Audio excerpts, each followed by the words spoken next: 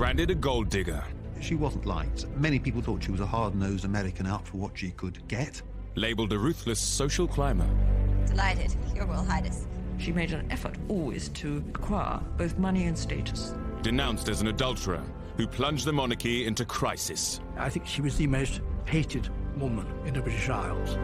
For 80 years, Wallis Simpson has been portrayed as calculating and manipulative.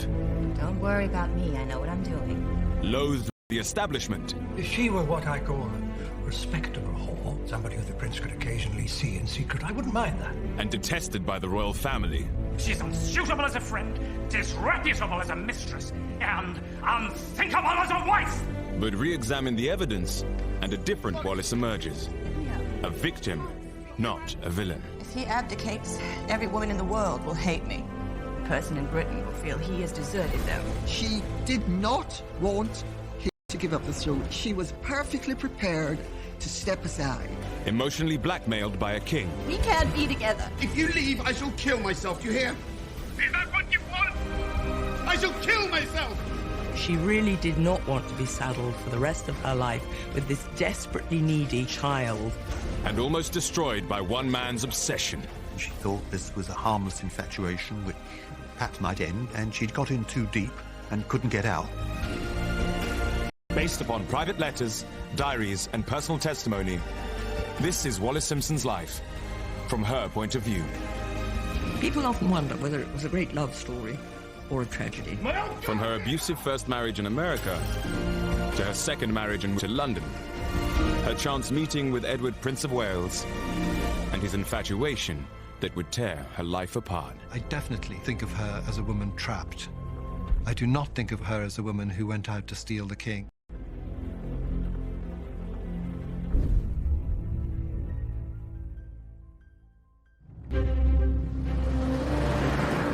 December 1936.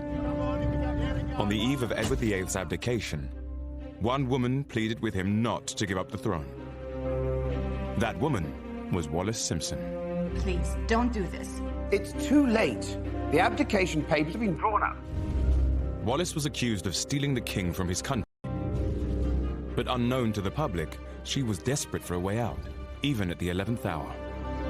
She didn't want to be the one blamed for this man falling in love with her and becoming obsessed by her. She wanted out, and he wouldn't allow her to leave. He refused, and he kept on refusing. I swear I'll be gone from this place and your life. Please, don't throw it all away. I can't see or the South Seas. But wherever you go, I will follow you. David, what have you done? She discovered too late that nothing was going to persuade him to accept any kind of compromise. Wallis was 40.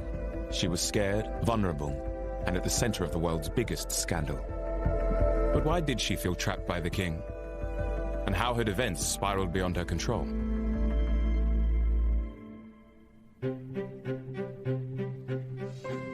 Wallis grew up in the U.S. city of Baltimore, the only child of Teakle and Alice Warfield. But it was her aunt, Bessie Merriman, who had the greatest influence on Wallis and inspired her social ambitions. You're about to become a Baltimore debutante, Wallis. You need to make your mark.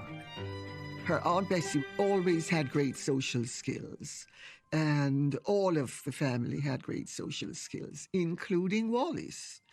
I mean, she was brought up very much in traditional Southern mold, and it showed in her demeanor.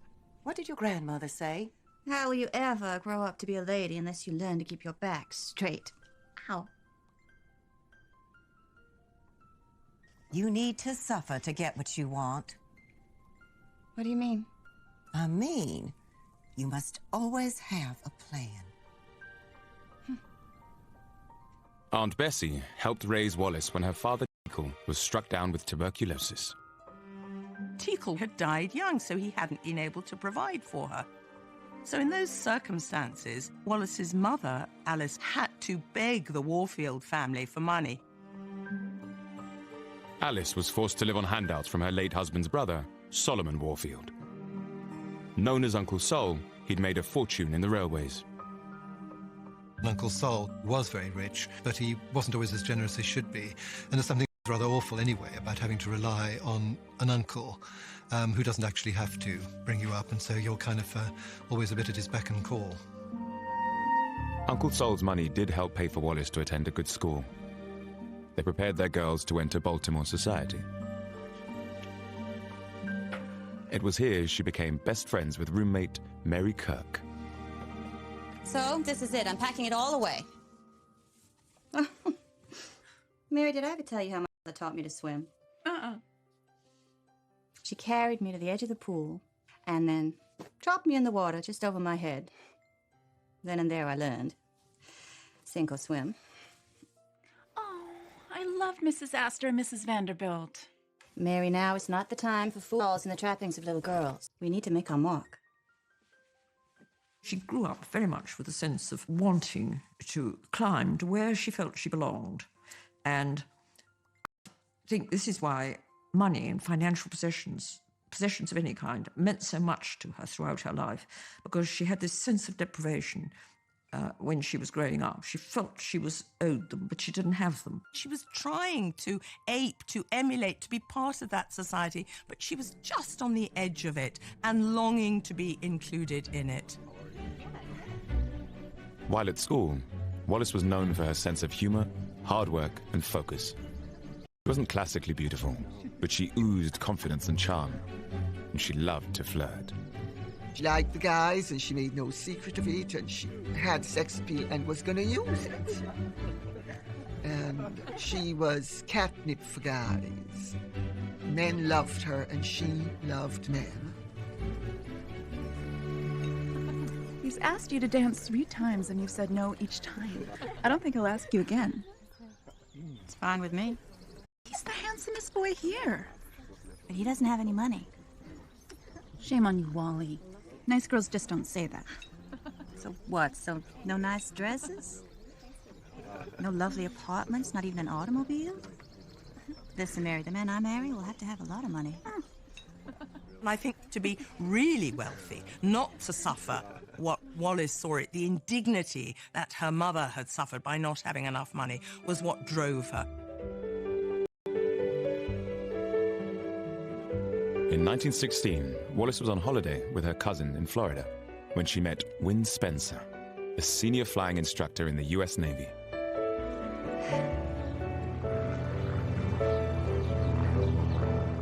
Win Spencer was dashing and charming and good-looking, and, like all bad boys, he had the aura of danger about him. Look at your target. You're breathing in my ear. I know. Well, stop it. Someone might see you. See me breathing in your ear? Yes, Win Spencer. You're here to help me with my golf swing. Your Uncle Sol likes me. Says I have my feet on the ground. Mm-hmm. Well, that's good for him. My mother says an airman's wife has no permanent home, constant change of station, and long nights alone waiting for her husband to return. What do you say to her? I said that's exactly what appeals. Wallis was just 19. Win was 8 years older, far more worldly and mature than the college boys she was used to. It was a whirlwind romance, and they married later that year. Not exactly the grand marriage her parents might have imagined for her, but she was probably swept off her feet. My attraction to Win is intensified by the glamour and novelty of flying. He and the other officers seem to me to belong to another race of men. Godlike creatures descended to Earth from a strange and adventurous realm. I didn't know how much security she would have thought that she was going to get with a man like Win Spencer, but I still think it was more to get away and start a new life than anything else. In her later writings, Wallis said her decision to marry was as much about independence as affection. Although my love for Win Spencer was real enough, there also lay in the back of my mind a realization that my marriage would relieve my mother of the burden of my support. I think Wallis was looking to escape the ties of money that she felt were ridiculously limiting her choice of action in life by being tied to Uncle Sol. As an officer's wife, Wallis was expected to entertain. She quickly threw herself into the social life. To her, Wynne was a heavy drinker. Their marriage was in trouble right from the start. Here, let me Wallis later wrote in her memoirs, I was to become aware, before our brief honeymoon was finished, that the bottle was seldom far from my husband's thoughts, or his hand. She married somebody who turned out to be an alcoholic, who used to beat her. His drinking fueled his violence, and his violence fueled his alcoholism. And you don't have to drink that. Can I help you? Wallis's love of entertaining and Wynne's drink problem were a deadly mix, even in public. Well, I was brought up to believe that one should be as entertaining as one can be at a party. And I want to know how you keep these so shiny. Her husband had a jealous and sadistic streak, and he wasn't afraid to show it. When I am being good, I generally have a bad time. And when I'm being bad, the opposite is true. Why not? One can only imagine that the anger and jealousy he felt was fueled by Wallis's natural flirtatiousness. Wynne's alcoholism was a major problem in the marriage, but not the only one.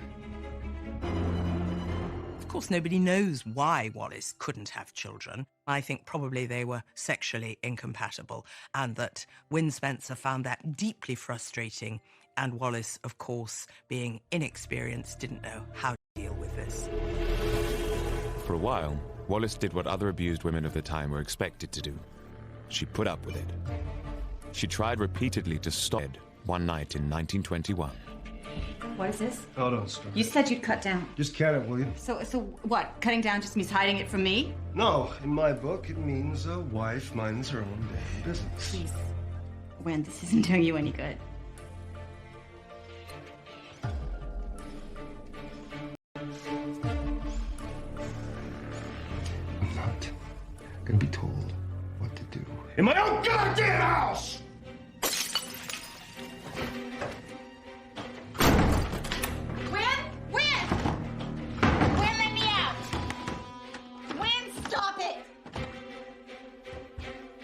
I think it was deeply unpleasant, and he was a strong man who wanted his own way. I think you can probably imagine the level of abuse. Wallis was desperate to leave her husband, but in the 1920s, divorce for a woman meant poverty and shame. For now, there was no escape.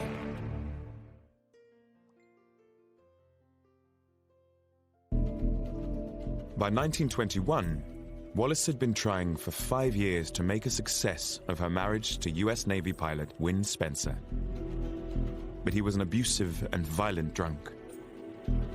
She later wrote of feeling trapped. I had been brought up with the ancient beliefs that marriage represented ultimate fulfillment for a woman. And the realization that my marriage with Wynne was a failure was more than I could admit to him or to myself. I had to go on trying. Of course, even more difficult to face up to would be the prospect of actually leaving him. Divorce was neither cheap, nor easy, nor straightforward in this era. Of course, it existed, but for many women, remaining trapped in an unhappy marriage was a preferable option, because at least being a married woman, that gave them some level of independence, assuming they had money as well. Whereas if they actually went through with a divorce, they were outcasts from society. Divorce? Wallis, it's unthinkable. Wallis could see no way out. In desperation, she turned to her Aunt Bessie. If you persist in this, you're uncertain. I am trying to save the lives of two unhappy people. How can you urge me to stay in a relationship that's destroying us both? Being a successful wife is an exercise in understanding. Aunt Bessie, You must try again. No. Then agree to a temporary separation. Go away for a while. Let the dust settle. But whatever you do, do not get a divorce. Despite the advice, Wallis still wanted to end the marriage. But turning to her wealthy Uncle Sol, he was even more opposed to her plan. And by some accounts, she might have inherited millions of dollars from Uncle Sol. The more I think about the advice of the members of my family, the more it occurs to me that they cannot possibly understand what I'm going through, both physically and mentally. Aunt Bessie's conception of marriage is so absolute as to have no relevance whatsoever to my own unhappy situation. By 1922, the arguments with Wynne had become so bad, Wallis knew they had to separate, regardless of what her family thought. When Wynne accepted a posting to China, she chose to stay behind. But 2 years later, he wrote to her, begging for one last chance. She went back to Wynne, hoping against hope. If they changed country and changed location and changed place, all the problems would be solved. Well, of course, they never are. You take your problems with you, because you are the problem. Wallis sailed out to join her husband in Shanghai, but the hoped-for reconciliation turned into a disaster. For a couple of weeks, it was wonderful, and they had this amazing second honeymoon. And then he was crueler than ever. He took her to Chinese brothels, or as Wallis called them, Sing Sing houses. Come and join us, Wallis. For a humiliated Wallis, there was no going back. She resolved to divorce Wynne, whatever the consequences. By leaving Wynne Spencer, she was basically saving herself and setting out on a new path. And that can't have been at all easy for her, but I don't think she really had much choice. Just as he'd threatened, Uncle Sol cut her out of his will. Wallis would not receive a single cent. It is to Wallis's credit that she thought, no, I am not going to stay in an unhappy marriage where I'm being brutalized and where my soul is being destroyed, just to inherit this money. It was 1925, and Wallis was now on her own.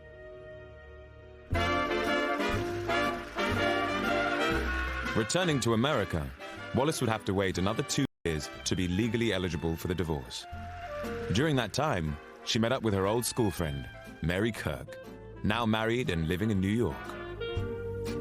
Mary would change the course of Wallis's life. This is Wallis, one of my oldest... Oh, not the O word, Mary, please. I meant dearest. Friends from school. She's just returned to us from China. And this, Wallis, is Ernest Simpson. Delighted to meet you. Your English, oh, I love your accent. From my father. They're born right here in New York. I don't think my grandmother ever invited a Yankee into her house. Mind you, she also said never allow a man to kiss your hand or he'll never marry you. Thanks for the warning. I'll try to bear that in mind. Ernest Simpson worked for his father as a shipping broker. He was a naturalized Briton who'd served in the Coldstream Guards. When he met Wallis, he'd just separated from his wife after 4 years of marriage. I think Ernest was completely blown away by Wallis's charisma. It's this ability to enter a room and to have all eyes on her. Ernest and Wallis were different kinds of personalities, but I should think after Wynne Spencer, he was a godsend. Ernest is reserved in manner, but with a gift of quiet wit. Always well-dressed and a good dancer.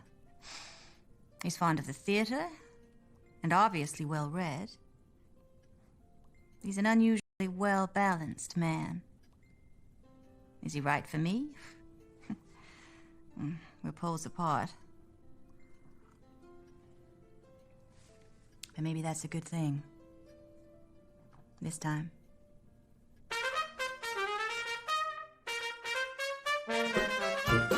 Wallis and Ernest's friendship became a love affair. Although she was wary of becoming emotionally involved, he was impatient. By December 1927, Ernest had a new job in the pipeline and plans for a new life. I've spoken to my father, and it's definitely happening. You knew it was coming. I want to run our London offices. So soon? Come with me. You're free, I'm free. We could... In what capacity? Well, as my wife. Wallis, will you marry me? Wallis didn't say yes straight away after Ernest proposed. After all, no woman says yes straight away. She wanted some time to think.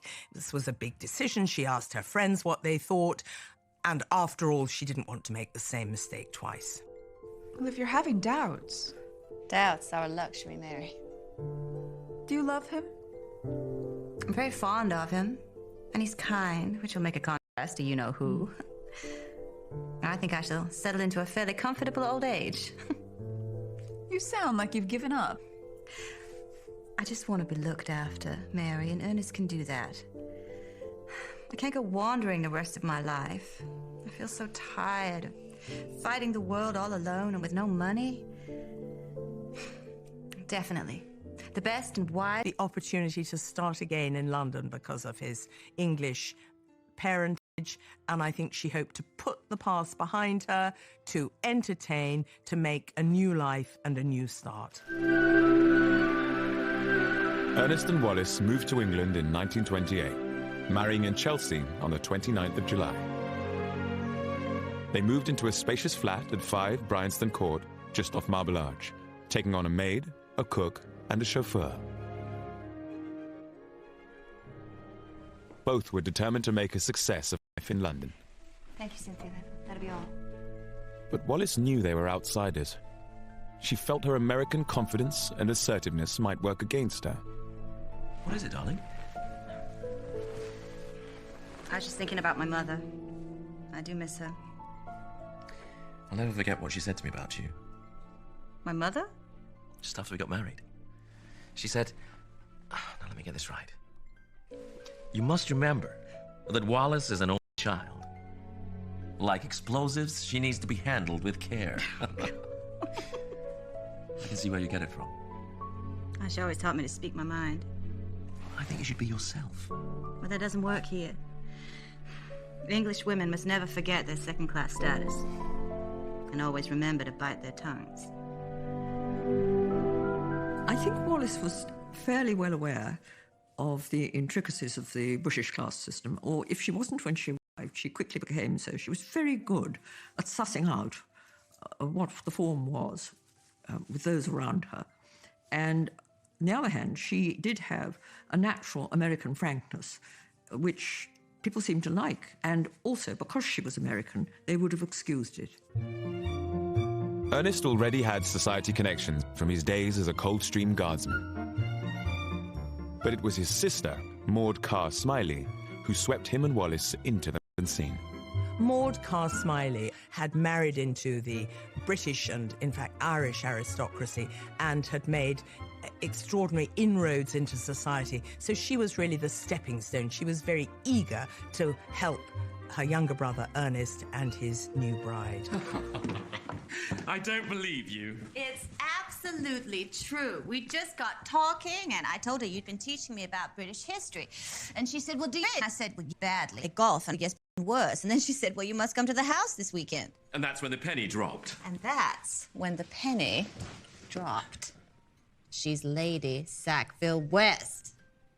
And you had no idea you were talking to a fanatical bridge and golf-playing aristocrat? Absolutely none. You're such a liar, Wally. And get on in society and establish themselves as interesting people. Ernest and Wallis succeeded. Throughout 1930, their social circle expanded, mixing with the diplomats, bankers, and members of the aristocracy. Those connections would soon change the course of history. They were about to open the door to the most glamorous figure in all of British society. The King's eldest son, Edward, Prince of Wales. Delighted, Your Royal Highness.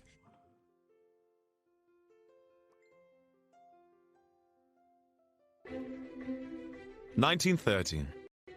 Wallis and Ernest Simpson had been living in England for more than 2 years, mixing with a set of high society friends. In December that year, they met Lady Thelma Furness. Although married to a Viscount, she was also the current mistress, or favourite, of George V's eldest son, Edward, the Playboy Prince of Wales.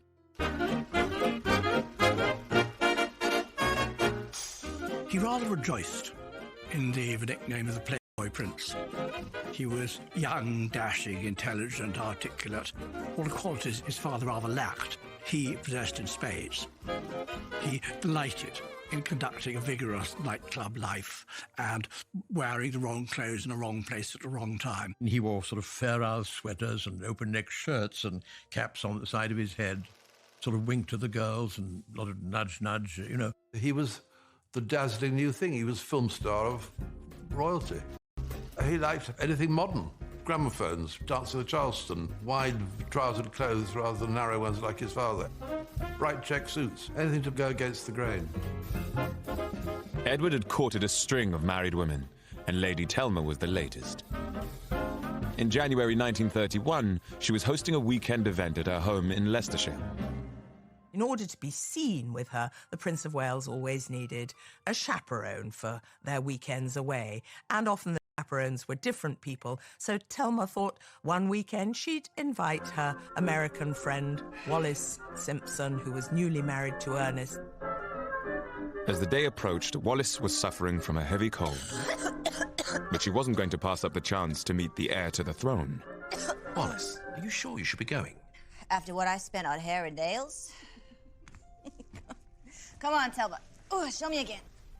So, you put your foot behind you, and then this.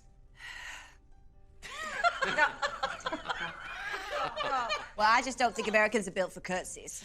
Can't I just make him a cocktail? Protocol, Wally. Oh, shush. The prince doesn't give... This was an enormous achievement for both Wallis and Ernest, and I think it's really important to understand that at this stage it mattered hugely to Ernest, who was a snob as far as he was concerned. To be introduced to the Prince of Wales was the pinnacle of his achievements. He was terribly proud of that. For the Simpsons, the day was memorable, but for the wrong reasons. When introduced to the prince, known as David to his family and friends, Wallis was typically forthright. Told you, like a darn freezer. Always skimping on the fires. Stiff upper lip means frozen upper lip. David, this is Mr. Ernest Simpson. Pleased to meet you. And Mrs. Wallis Simpson. Oh, no, please, please. Delighted, Your Royal Highness. My goodness, your hand is like ice. You must be missing your American central heating. I'm sorry, sir, but you disappoint me. In what way? Well, every American woman who comes to your country gets asked the same question. I'd hoped for something a little more original from the Prince of Wales. We're not so cosseted over here. We rather enjoy a bracing blast. Now, I do hope you enjoy your weekend. Why did I say that? He famously addresses this remark about things to do with central heating and all that sort of thing, and she was quite provocative with him. Wallis feared she'd overstepped the mark. You can imagine what a treat it was to meet the prince in such an informal way. I hope I didn't upset his sensibilities. In my experience, it is important for an American woman of my generation to be a bit different. Or in any case, interesting. Oh well. I doubt we shall see or hear of them again. But the Simpsons did get to see Edward again. Just a few months later, Lady Telma invited them to her house once more. And this time, Wallis was determined to make a better impression. Haven't I met this lady before? Cold hands can't curtsy. I trust you are acclimatizing to our chilly lives, free from central heating. Yes, indeed, sir. All the fox furs and cocktails do help. Good. Wallis was surprised and flattered the prince had remembered her. She was keen to get to know him better. Maybe we could invite the prince over for a cocktail one afternoon. Are you out of your mind? Oh, you're right. We'd have to build up to it gradually. I didn't mean that. Best to do it through Telma. He's the Prince of Wales, Wallis. Why on earth would he want to come to us? In fact, Ernest had underestimated the calendar, and in June that year, they were even presented to the king. Now, this is extraordinary for a divorcee to be presented at court, and it was only because of Telma encouraging Wallis, and Telma even lending Wallis her clothes, that she was able to be presented to the king. Following the ceremony at Buckingham Palace, the couple bumped into the prince again. By now, Wallis was bold enough to extend an invite. Mrs. Simpson, what a delightful gown. But, Your Highness, I understand that you thought the lights made us all look ghastly. I had no idea my voice travelled so far. Please, allow me to make it up to you. Could I offer you a lift home? Well, thank you, that would be perfect. Would you like to come up for a drink before continuing on? I'm afraid I have an early start in the morning. But I would very much like to see your flat one day. I'm told it's charming. It might give me some ideas to brighten up the fort. If you'd be so kind as to invite me another time. Of course. Please. But 6 months later, it was Edward who would extend the invitation. In January 1932, he asked them to a weekend gathering at his own home, Fort Belvedere in Windsor Great Park. The atmosphere at the fort was one of resolute frivolity. Everyone was there to have a good time. Well, here we are, darling.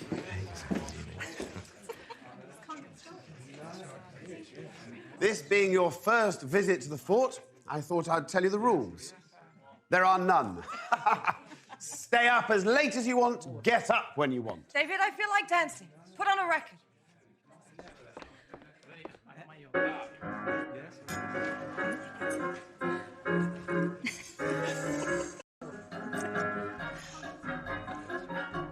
Wallis represented something very fresh. She wasn't deferential. She was witty, she was charming, she was sparkling. She was great fun to be around. It had taken 12 months since they first met, but the Simpsons were now part of Edward's inner circle. We need some expert help here. Darling, you are urgently required at the jigsaw puzzle table. Aha! There's something I've been meaning to ask you. Yes?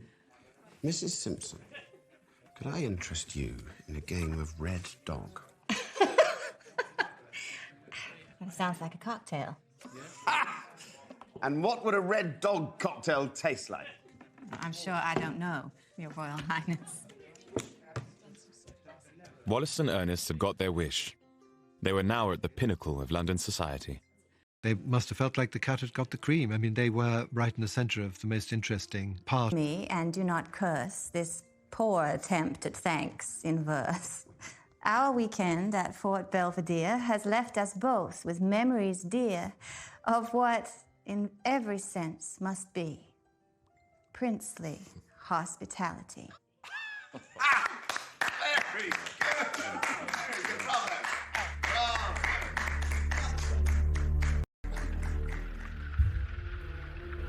But just as they reached the top of the social ladder, the Simpsons' finances suffered a dramatic downturn. The Great Depression of the 1930s was tightening its grip, and Ernest was feeling the squeeze. No, the shipping industry certainly suffered, and Ernest was constantly short of money, to the point where actually they thought they couldn't afford to keep on the flat at Bryanston Court. Ernest took out personal loans from his company, but reserves soon ran dry. He tried to rein back the couple's spending, but that led to tensions between them. The real problem that Wallis faced was not whether or not she could fit into this group and make her mark within it, which she certainly did. The real problem was finding the money to pay for it, to reciprocate. And, of course, that was something that, on Ernest's income, they couldn't begin to do. Why did you do that? Because having a chauffeur is simply one luxury too far. I've given him his notice, and that's that. Think how it will look to everybody. Thought you didn't give a damn about convention. We don't want to change our way of living now that we're all installed and meeting new people? Well, yes, but What? we're going to have to cut back on the soirees. For God's sake, Wallis, join the real world. You know what's going on out there. We're not the landed gentry like your new pals. You may not have noticed that I am out all hours working. People's businesses are collapsing left, right, and center. It's affecting everybody. Yes, and us too. Despite the rows over money, the couple kept up their efforts to remain part of London society. They continued to throw raucous parties at their flat. Edward was a regular visitor, often entertaining other guests long into the night. He liked to play the bagpipes and kind of march in and out of the rooms doing that, and it wasn't probably exactly what everybody was expecting, but I'm sure it was all huge fun. I don't know. What is he doing? So these are bagpipes. The what? This is for you. Bagpipes. This is Oh, David, stop it! Oh, my. Never. Although the prince was still seeing Lady Thelma Furness, their relationship was starting to peter out. He was getting bored. and she knew it. The prince was fundamentally fickle. For Thelma, the timing couldn't have been worse. She was about to travel back to America to be with her sick mother, leaving Edward on his own for months. What's the matter? Come on, tell me. I think the prince is losing interest in me. Don't be silly, Thelma. You're still the Princess of Wales. He's gonna be lonely while I'm away. Wallis, won't you look after him? See he doesn't get into mischief. He'll be busy. Busy missing you.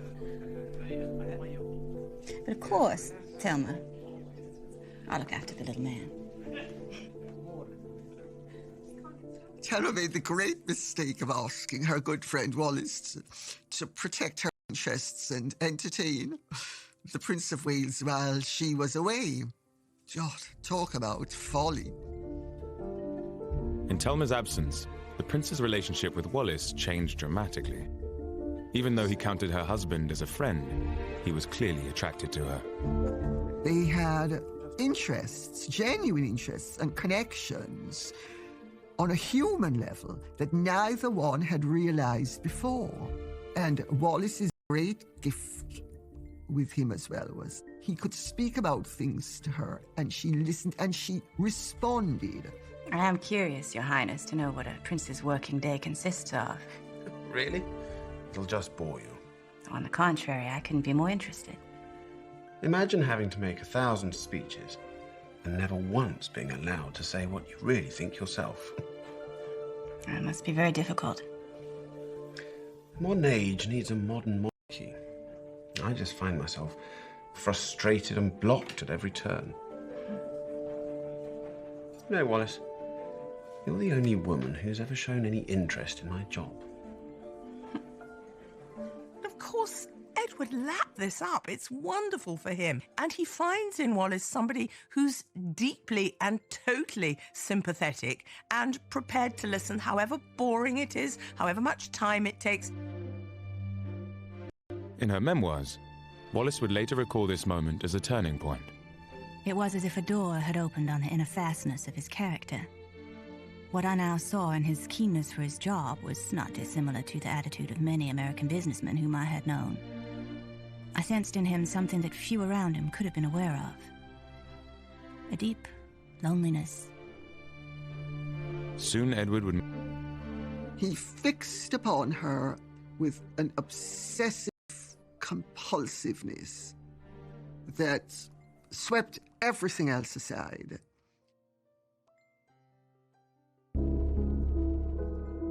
In 1934, Prince Edward's mistress, Lady Thelma Furness, went on a trip to America. He immediately switched his attentions to her friend, Wallis Simpson. Over the next few weeks, Edward attended a series of dinners and parties at the apartment Wallis shared with her husband, Ernest.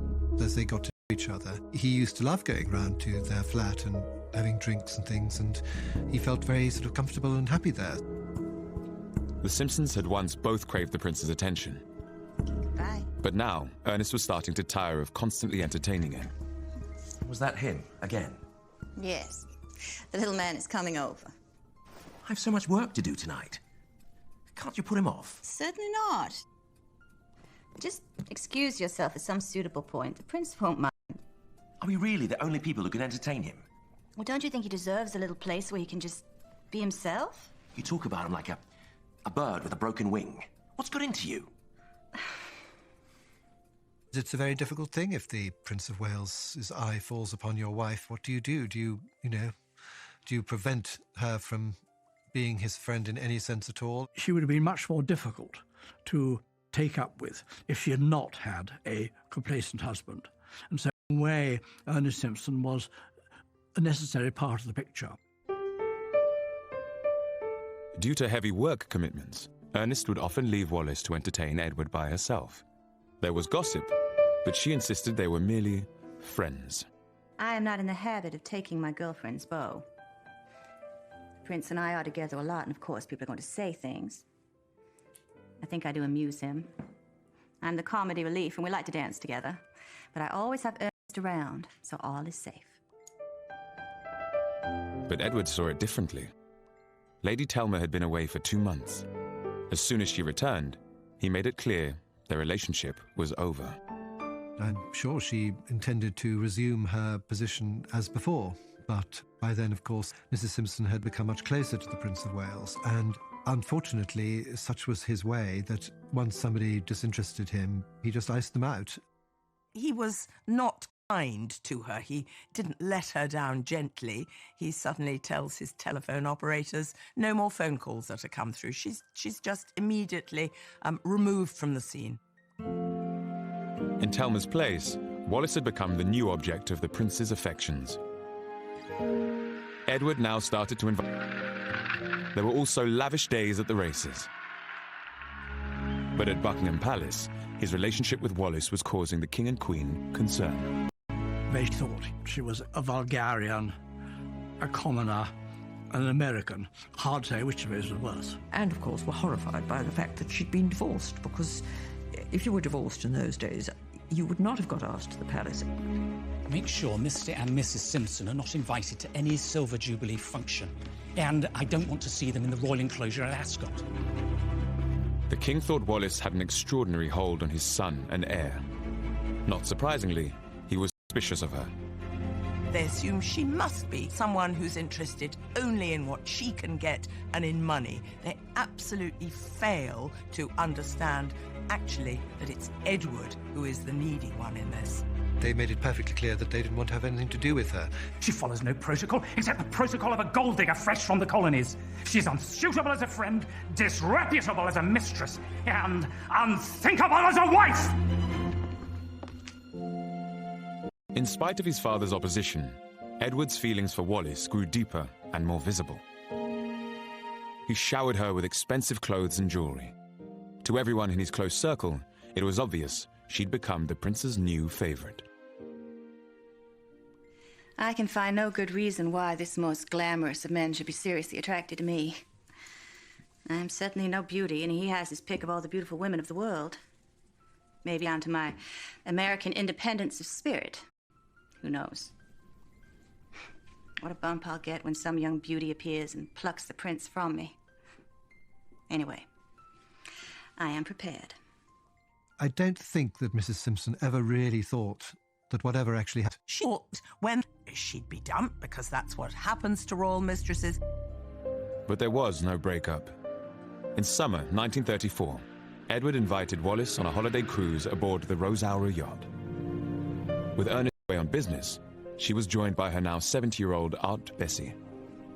Arriving home, Bessie gave Wallis a... Prince is rather taken with you, isn't he? What makes you say that? I see the way he looks at you. Well, I'd like to think he is fond of me. If you let yourself enjoy this kind of life, it's gonna make you restless, unhappy with everything else. You don't know what you're talking about. I'm having a marvelous time. Don't worry about me. I know what I'm doing. It's your own way. But wiser people than you have been carried away with such opportunities. I see no happy outcome. Whatever her denials at the time, Wallis had moved into uncharted waters. In her memoirs, she recalled, Perhaps it was during those evenings off the coast that we crossed the line that marks the indefinable boundary between friendship and love. But in the months following the cruise, the prince's relentless pursuit of Wallis began taking its toll on Ernest. He was a husband staring an affair in the face. It's not an easy thing to have these sort of triangular relationships. No, it's all very complicated, and, the Prince of Wales was rather used to getting his own way. Isn't it wonderful? David's invited us to go skiing. Skiing? I've got business in New York. What? It's all arranged. I can't very well back out now. So that's it. You've made up your mind to go alone. Can't you see what an opportunity this is? I feel like I'm Wallis in Wonderland. More like Never Never Land with Peter Pan. I thought we might have gone to New York together. I see now I was wrong. It's not particularly nice being London's most celebrated cuckold, which is what he was. But he just had to take it. I mean, he certainly never bleated to anybody about being cuckolded. I mean, you don't think in terms of being a cuckold, you know? It's the mark of a cad, not a gentleman, to speak about being cuckolded. At the same time, the prince was becoming more needy and demanding. He started writing childlike love letters referring to W.E., Wallis and Edward, and he grew increasingly jealous of having to share Wallis with her husband. Oh, a boy does miss and want a girl here so terribly tonight. I do hate and loathe the present situation, and I'm just going mad at the mere thought, let alone knowing that you are alone there with Ernest. God bless W.E. forever, my Wallis. You know your David will love you and look after you. He fixed upon her with an obsessive compulsiveness that swept everything else aside. Wallis was protective of Ernest. She felt the prince was coming on far too strong. David, dear, I was and am still most terribly upset. One can't go through life stepping on other people. You only think of what you want and take it without the slightest thought of others. She argues with him. She says, for goodness sake, understand, this I'm married to. By the end of 1935, Wallis's attempts to keep both men happy had grown more difficult. But it was at the start of the new year that matters would come to a head. On January 16th, George V fell seriously ill. Edward Travell died. His Majesty the King passed peacefully away at a few minutes before 12. He whom we loved as king. Wallis? It's all over. David, I'm so very sorry. I can't tell you what my own plans are. Everything here is so very upset. But I shall fly to London in the morning and will telephone you when I can. Godspeed, David.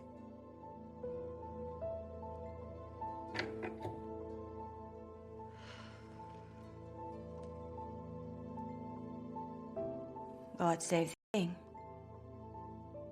I suspect that is the last time we shall be hearing from him. I think she thought it would end now because it would no longer be acceptable for her to be the mistress of a king. But it doesn't happen like that because actually Edward's need for her is greater. It's pathological. It's obsessional. Edward tightened his grip on the woman he loved. As he prepared to be crowned king, he was determined that Wallis should be his queen. Britain was about to be engulfed in crisis. If the government is opposed to our marriage, then I am prepared to go.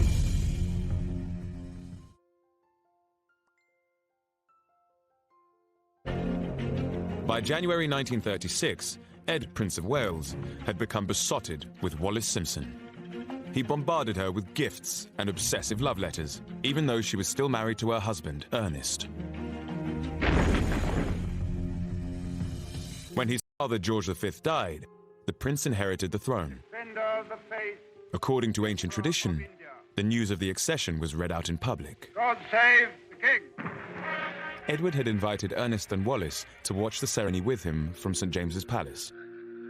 As Ernest stood in the background, Wallis had a front row seat. Do you have a good view?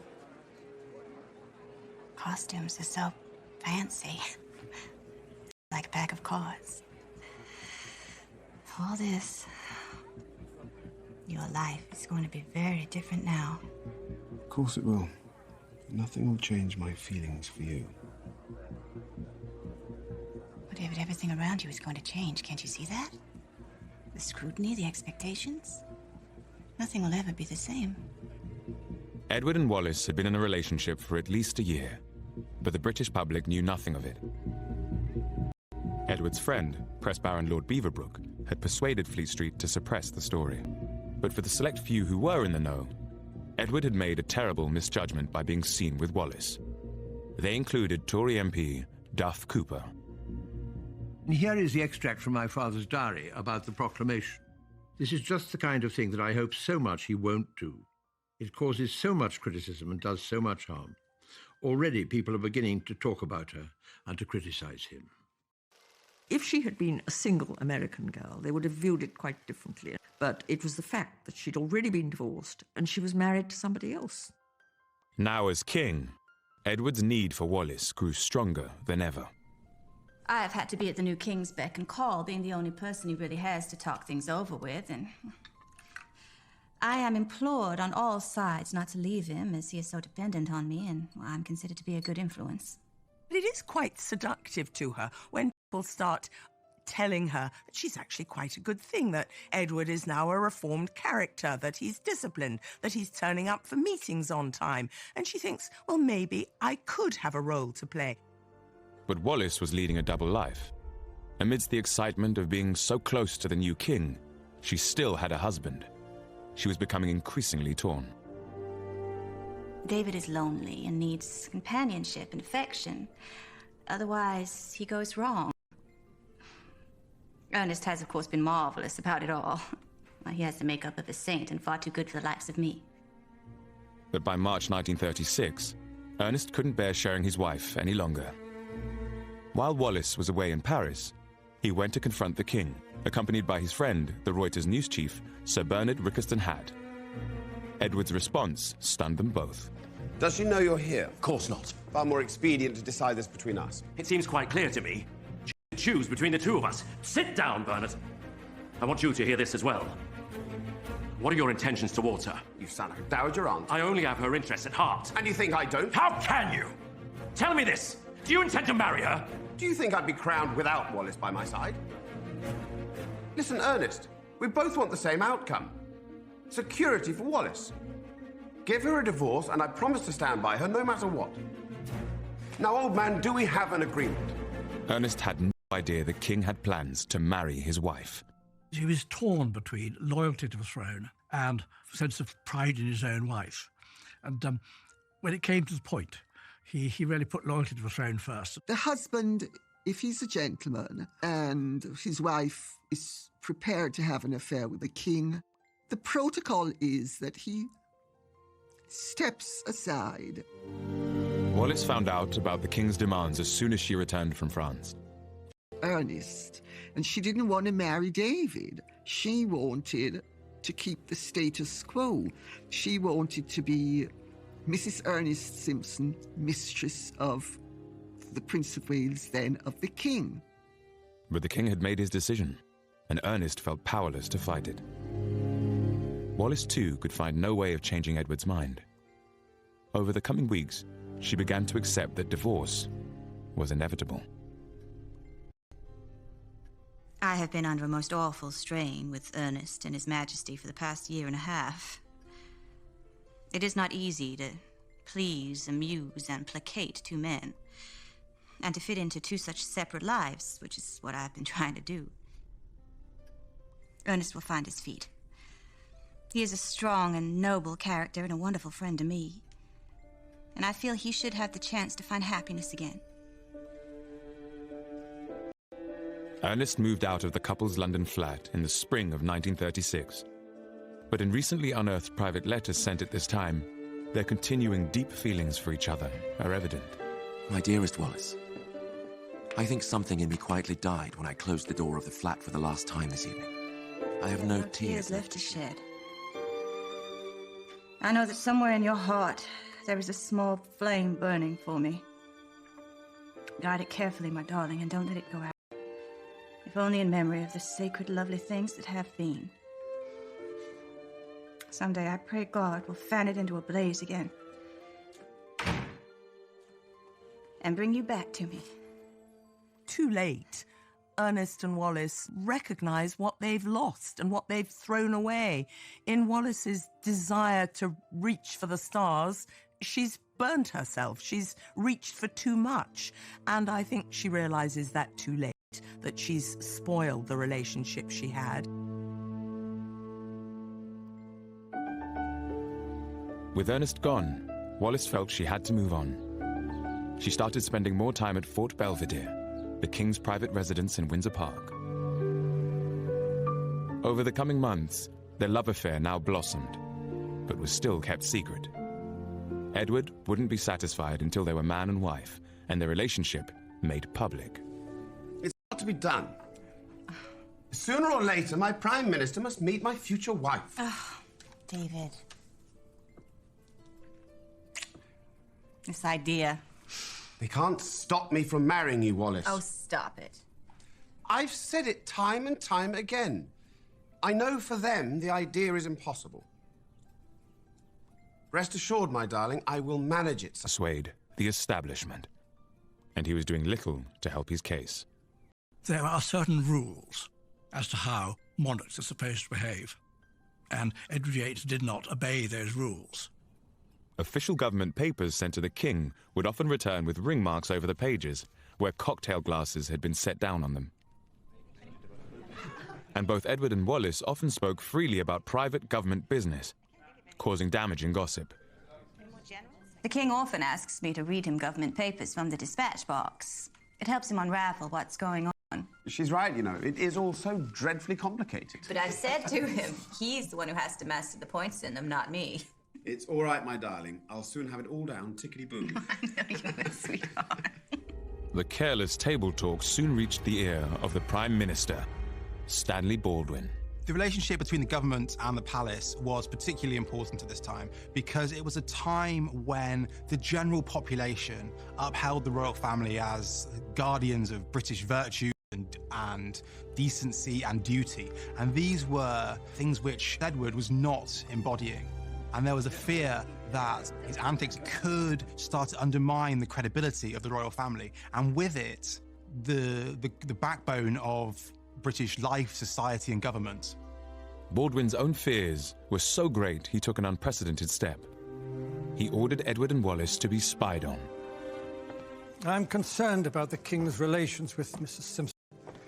If it becomes generally known, the country won't stand for it. Please. If she were what I call a respectable whore, you know, somebody who the prince could occasionally see in secret, I wouldn't mind that. But this is... And you know, talking to him is like talking to a 10-year-old boy. He doesn't seem to grasp the issues at stake. He seems almost bewitched. I have never in my life met anyone so completely lacking in any sense of the beyond. He asked Special Branch to start following her, to checking up on people with whom she's met, she's spoken with. The investigation revealed some disturbing findings about Wallis's social circle. Some of Wallis's friends were known to be at least sympathetic to the far right in Britain and even in Germany. For Baldwin, this was enough. He began restricting the amount of sensitive information that went before the eyes of the king. But by then, Edward and Wallis were also under surveillance by the media. Their affair was about to be exposed to the world, and Wallis's life would be torn apart. I am plastered all over the papers, accused of the most awful things. Can't you see? We can't be together.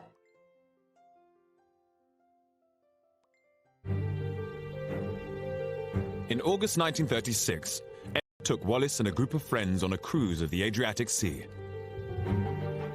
The British press kept to their self-imposed code of silence. But the sight of the king cavorting with Wallis, in flannel shorts and no shirt, was gold dust to the foreign media. The story of the relationship was about to go global. The international press made hay with this. You can't imagine a better story of an unmarried king with his girlfriend, who still at that time is married to someone else. And it was a public relations disaster of the worst kind.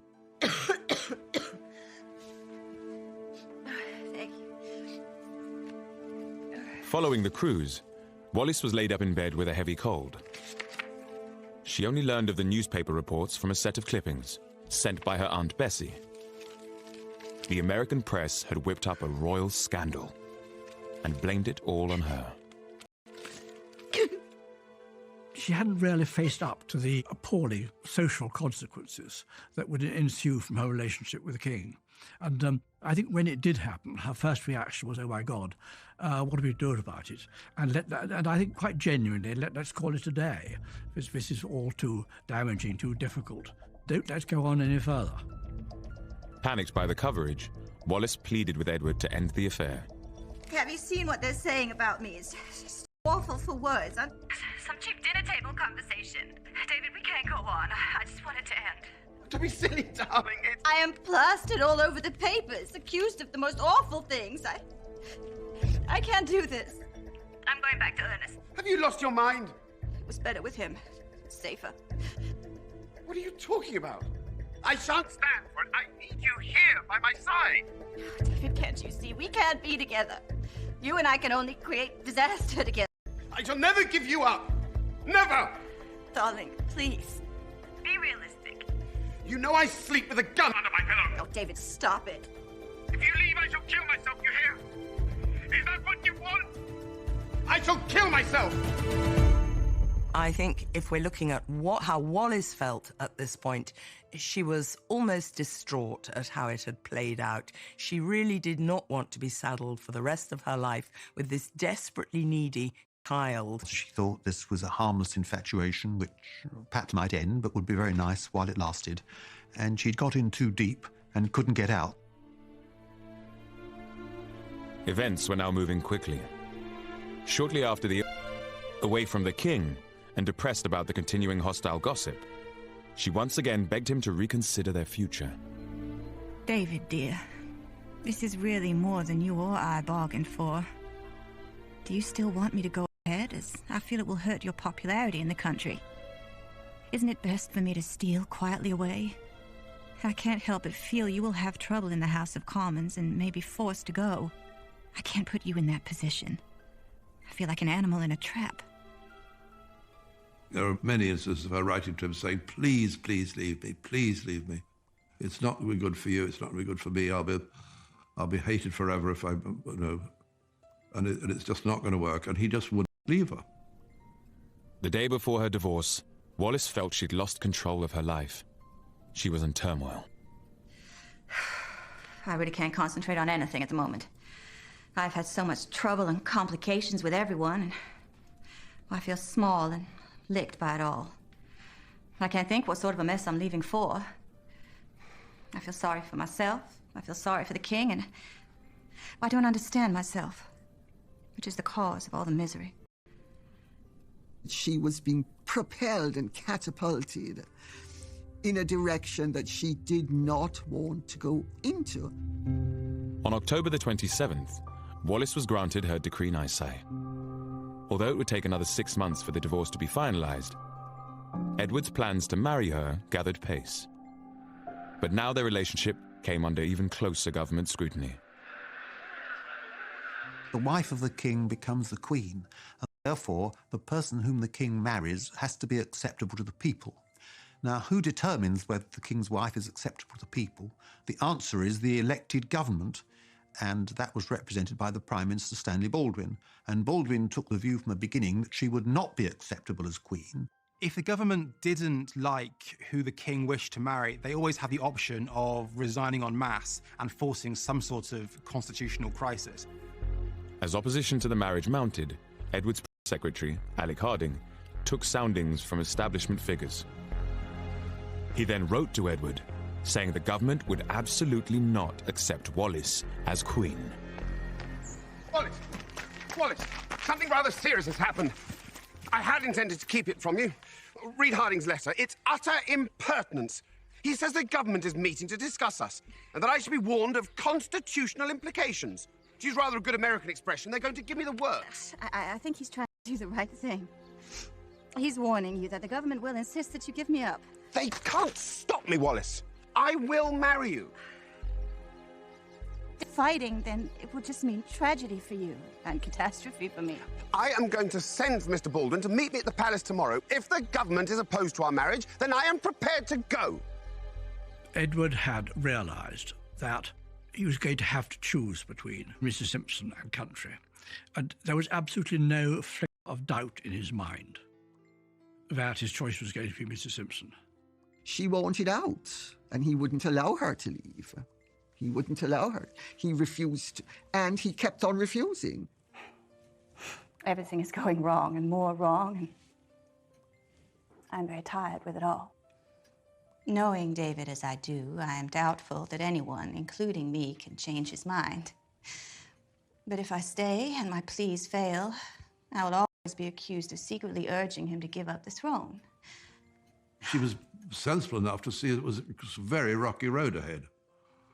And I think she genuinely did not want to marry him. Having been warned of the looming constitutional crisis, Edward summoned Prime Minister Baldwin to Buckingham Palace. Neither man was prepared to give ground. The government would not object to you having a mistress, but we cannot countenance you marrying her.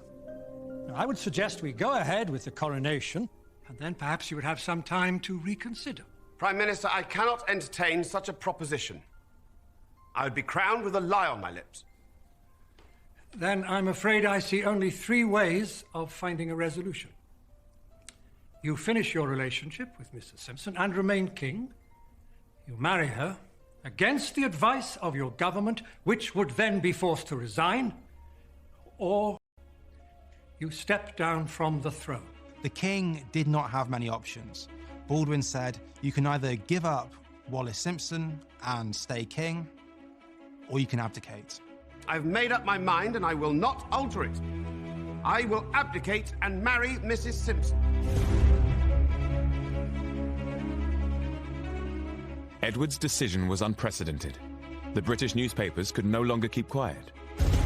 On the 3rd of December, 1936, the affair between the king and Mrs. Simpson finally made the headlines. And the press verdict on Wallis was damning. Have you seen this? Yes. It's not good, is it? Good. You've seen the letters I've received, some of them threatening all sorts. I feel like a hunted animal. I had no idea it would be anything like this. Darling, we just have to hold our nerve. You don't seem to understand. They're not just attacking you personally. David, it's still not too late to reconsider. I'm begging you. It's impossible.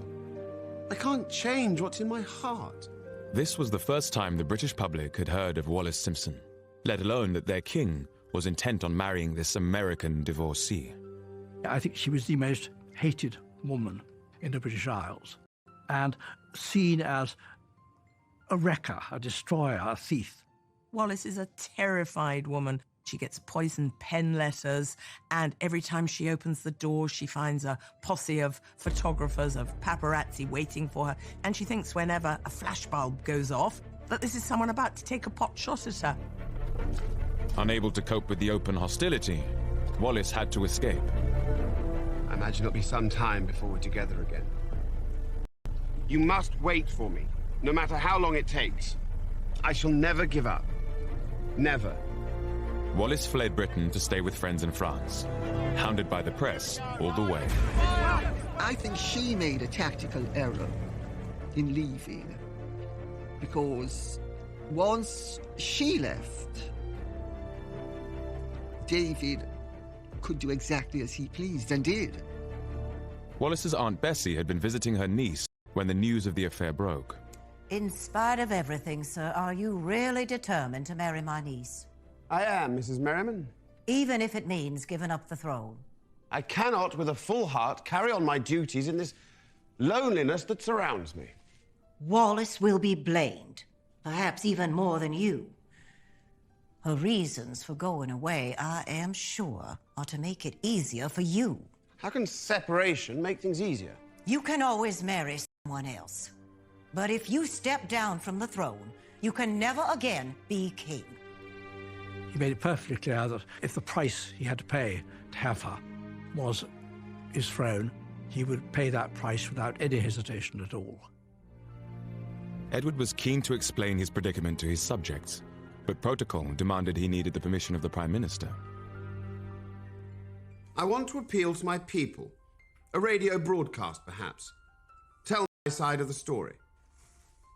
But such a broadcast would be impossible without the consent of the cabinet. Every single utterance your Royal Highness makes must be on the advice of ministers, who would then take full responsibility for every word, and that will not be forthcoming. Now holed up in the south of France, Wallis was in despair. The attention from the press didn't let up, and the poison pen letters kept coming. The letters I receive are so cruel. I said to David, it is too heavy a burden for me to carry. The British people are absolutely right in not wanting a divorced woman for a queen. If he abdicates, every woman in the world will hate me. And every person in Britain will feel he has deserted them. She didn't want to be the one blamed for this man falling in love with her and becoming obsessed by her. Wallis made a final desperate phone call to the king, but once again, he refused to let her go. Listen to me, David, please. Don't do this. It's too late. The abdication papers have been drawn up. Cabinet met twice today, and I've given them my final word. I will be gone from England in 48 hours. David, I'll leave. I swear, I'll be gone from this place and your life. Please, don't throw it all away. I can't seem to make you understand. You can go where you want. China, Labrador, or the South Seas. But wherever you go, I will follow you. David, what have you done? She discovered too late that she had become involved with the most obstinate man in Europe, and that nothing was going to persuade him to accept any kind of compromise. At long last, I am able to say a few words. On the 10th of December 1936, Edward signed the instrument of abdication. A few hours ago. The following day, he was allowed to address the people of Britain and the Commonwealth. That I have found it impossible to carry the heavy burden of responsibility and to discharge my duties as king as I would wish to do without the help and support of the woman I love. After just 11 months on the throne, King Edward VIII's reign was over. He and Wallis would now become outcasts.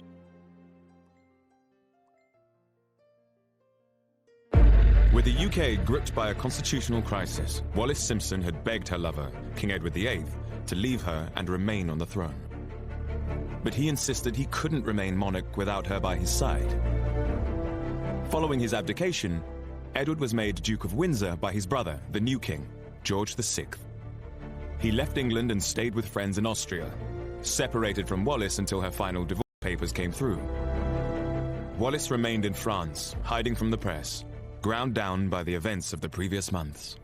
I have fallen back, exhausted by the struggle to prevent this great tragedy. I feel so small in failing to make him stay where he belonged. And now the world is turned against me because I fought a losing battle. She didn't want to be... Recently discovered letters revealed that Wallis was an emotional wreck. Even as she contemplated her future with Edward, she wrote to her ex-husband Ernest, still showing such strong feelings. Dearest Ernest, I wake up in the night and think I must be lying on that strange chaise longue and hear your footsteps coming down the passage of the flat. And there you are, Evening Standard under your arm. I can't believe such a thing could have happened to two people who got along so well. Make your life again with Kay. You are so good and sweet. My dearest love to you, Wallis. It was a very tangled web, and I think what the letters reveal is a lot of fear, a lot of vulnerability, a lot of greed, all the human emotions, but too late, Wallis recognized that actually Ernest offered her the real sort of love that she craved. In May 1937, Wallis's divorce was finalized. Edward immediately traveled to France to be with her. A week later, they listened to his brother's coronation together. I, George VI, do solemnly and sincerely. I can feel the drawbridges coming up behind me. I've taken you into a void. Oh, David. And declare that I am a faithful... Let's look for a house in Paris. I don't want to go back to England while Bertie's finding his feet. You must have no regrets. I have none. What I know of happiness is forever associated with you. I don't know if she actually looked forward to the marriage, but I think she'd begun by now to realise that it was completely inevitable, because what else could she do? Once he gave up his throne for her, she felt unbound to marry him. As their wedding preparations got underway in France, Edward and Wallis realised just how cut off from British society they'd become. It was made pretty clear in that way the establishment has that it was not a good idea to go to that wedding. At least he might be allowed to marry her in England. He wasn't. And then he hoped when he was going to be in France, he still hoped that some members of the family would come, and none did. So it was a very sad, disappointing affair. I mean, my heart really does go out to her, you know. She hadn't asked for all this. In a further snub, the royal family decreed that despite the upcoming wedding, Wallis would not be granted the title Her Royal Highness. Wallis, they're not giving you the HRH. Why in God's name would they do that to you? We know your family doesn't approve of me. Here, it's this bit. I hope this painful action that I've been forced to take will not be considered an insult. Well, it blasted well is an insult. To you and to me. The worry on the part of the royal family in Britain was that after all she'd had a pretty rackety past. Suppose this marriage didn't last and she was starting to flaunt her Royal Highness title around American nightclubs with all sorts of unsavoury people. I think he was shocked and horrified to find the extent to which he was ostracised, in which it was made very clear to him he would not be welcomed back. On June the 3rd, 1937, the full extent of the establishment's ruthlessness became clear. Only 7 guests came to the wedding of a man who had been the King of Great Britain and ruler over a quarter of the world. He found a dodgy clergyman who was prepared to come out and perform the wedding, and there were just a handful of friends, and it must all have been extremely depressing. If they ever needed any evidence as to how things were going to be in the future, they certainly got it that day. There is a sense in which an empty chasm yawns. What on earth can they do with their lives from now on? At the outbreak of World War II, Edward was made governor of the Bahamas. But when peace came, he resigned, and no further official position was offered. He and Wallis returned to France, setting up home in a rented mansion in Paris. For the next 3 decades, they effectively lived in a self-imposed exile. He could have come back any time he wanted, but he made it quite clear that he would not come back unless his wife was made a Royal Highness and received by the King and Queen, and this was recorded in the court circular. And they did neither of those things, so he stayed away. And he went on staying away for the rest of his life, basically. Cut off from British society, Wallis had to invent a new life with Edward. She used to say his day had been managed from he was a baby down to the last second. All of a sudden, there were no private secretaries, equerries, lady clerks. There was this tremendous void. And she had to create a way of life for them that filled these voids and filled his diary. And Wallis did just that, coming up with a plan that would take the world by storm. She realized that her and Edward had marketability. They were at the center of what became known as the greatest love story ever told. In the 1950s, both the Duke and Duchess published their memoirs. These became instant bang. It was on their terms. They became fashion icons, invited all over the world as guests on the A-list celebrity circuit. She dressed beautifully with all the best designers, and, I mean, books and books have been produced about the Duchess of Windsor as a woman of style. She was a master at telling couturiers how she should look. I think she was a very great influence on clothes at the time. And of course, American magazines loved her. They were their royalty. After transforming herself and her husband from shamed outcasts to style icons, Wallis had at last found the fame and adulation she desired. Darling, I only ever look left. I don't suppose you know who Marilyn Monroe's publicity agent is. I have all the newspapers each day, and I see she's pushed me off the front pages. Still, we'll soon be back on top. They ended up having a very glamorous life, and it gave him something to do. And this was, in any event, the life that she had been born to and brought up for. And she simply had it on, in some ways, a rather more famous level than she would have had it had she remained Mrs. Simpson.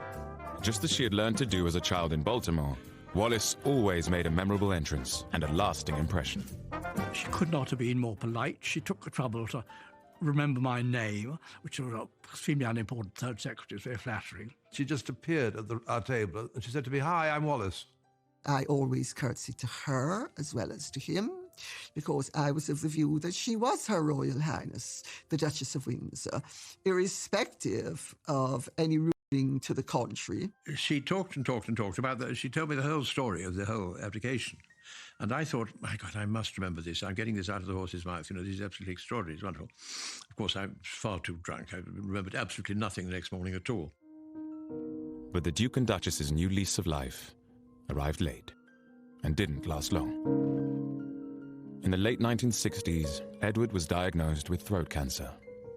He died in Paris on the 28th of May, 1972. After the Duke died, the maid and the butler both said to me she was very lost. She'd become extremely dependent on him. She was so used to having him around. Where else would she have got that level of adoration from? Dear, dear David, my own sweetheart. A girl and a boy used to be so happy together. God bless W.E. forever, we used to say. Edward's body was flown to England to be buried alongside his family at Frogmore in Windsor. After 40 years, but it was an awkward royal welcome. Wallis, of course, is invited, but she still felt herself a complete outsider. She didn't feel any warmth. In the years after Edward's death, Wallis grew frail. She suffered from dementia and was often heard talking about the abdication, as if she was living through it all over again. We can't be together, David. You and I would only create a disaster together. David, listen to me. Please don't do this. People will say that I could have prevented it. Isn't it best that I steal quietly away? She was kind of cast into a sort of abyss in a way. She was had lost the purpose of keeping things going for him, and it all kind of fell apart. Our position is hopeless.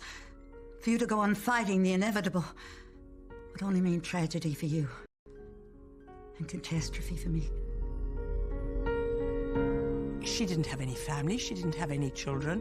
She didn't have any close friends. She just had a few hangers-on. In 1975, Wallis suffered a severe internal hemorrhage from which she never fully recovered. The last 10 years of her life were as a virtual prisoner in her own home. On the 24th of April 1986, Wallis, Duchess of Windsor, died, aged 89. I don't think Wallis died a happy woman. I think if she looked back on her life, she felt a sense that she hadn't quite fulfilled the promise she made herself as a young girl.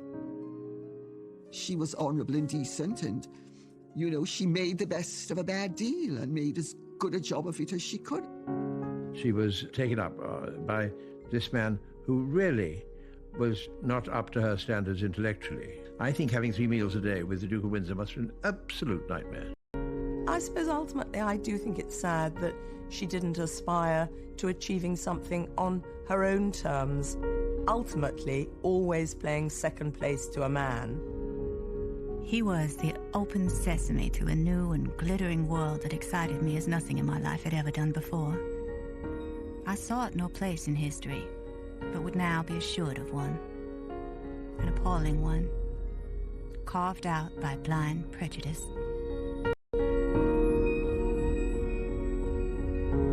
After the break, we're headed to Leeds, where Marvin Humes and Maya Jama are getting ready to host the biggest night in the urban music calendar, the Mobo Awards 2017.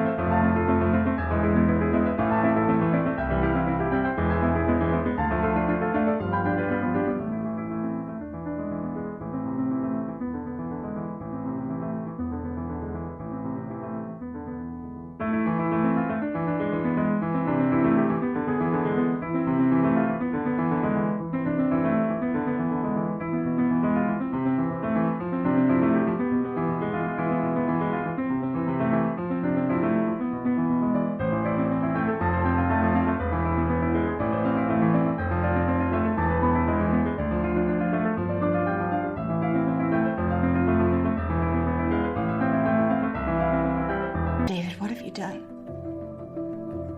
She discovered too late that nothing was going to persuade him to accept any kind of compromise. Wallis was 40. She was scared, vulnerable, and at the center of the world's biggest scandal. But why did she feel trapped by the king? And how had events spiraled beyond her control?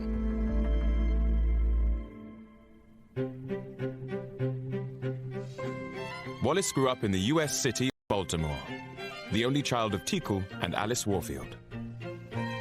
But it was her aunt, Bessie Merriman, who had the greatest influence on Wallis and inspired her social ambitions. You're about to become a Baltimore debutante, Wallis. You need to make your mark. Her Aunt Bessie always had great social skills, and all of the family had great social skills, including Wallis. I mean, she was brought up very much in traditional Southern mold, and it showed in her demeanor. What did your grandmother say? How will you ever grow up to be a lady unless you learn to keep your back straight? Ow. You need to suffer to get what you want.